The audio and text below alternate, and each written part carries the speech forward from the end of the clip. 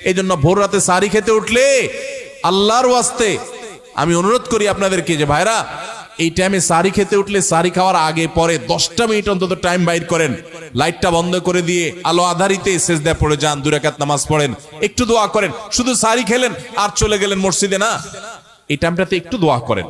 আল্লাহ নৈকট্য লাভের দারুণ সুযোগ। আল্লাহ রাব্বুল আলামিন দুনিয়া আসমানে এসে বান্দাকে ডেকে ডেকে বলেন, আলা মিন মুবতালান ফাউআফি আলা, আলা মিন মুস্তাগফিরিন ফাগফির আলা। তোমাদের মধ্যে কেউ ক্ষমা প্রার্থনাকারী আছে যাকে আমি ক্ষমা করব? কোন বিপদগ্রস্ত আছে যাকে বিপদ আমি দূর করব? আল্লাহ ডেকে ডেকে এগুলা দেন। আল্লাহ নিজে ডাকেন তাহাজ্জুদের জন্য, সেটা আমরা 12 মাস পড়ার সুযোগ পাই না, কিন্তু রমজান মাসে পাই। 11 মাস পাই না, রমজান মাসে পাই। সারি খেতে উঠেন, ওই টাইমটাতে আল্লাহর সবচেয়ে কাছাকাছি যাওয়ার সুযোগ হয়। সেজদায় লুটায় পড়েন, সেজদা হলো আল্লাহর আরো কাছে যাওয়ার মাধ্যম। আকরাবু মা ইয়াকুনুল আবদু মির রাব্বিহি ওয়া হুয়া সাজিদ। বান্দা আল্লাহর সবচেয়ে কাছে যেতে পারে সেজদায়। ভোর রাতে, রমজানে, সবগুলো উপলক্ষে একসাথে হয়েছে।